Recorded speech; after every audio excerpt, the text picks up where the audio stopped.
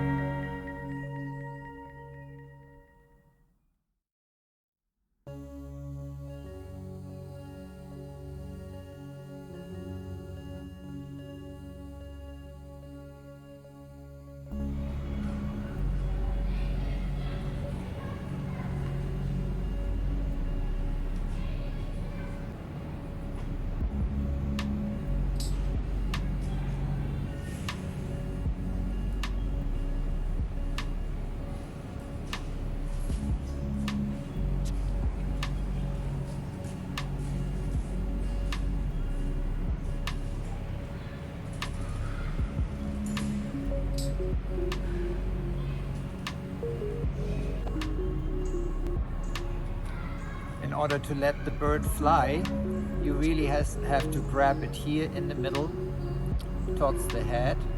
Make sure that the wings are all straight up like this. The tail is nice and straight. And then you throw it up straight in the air, not like an airplane. Okay? Look at this.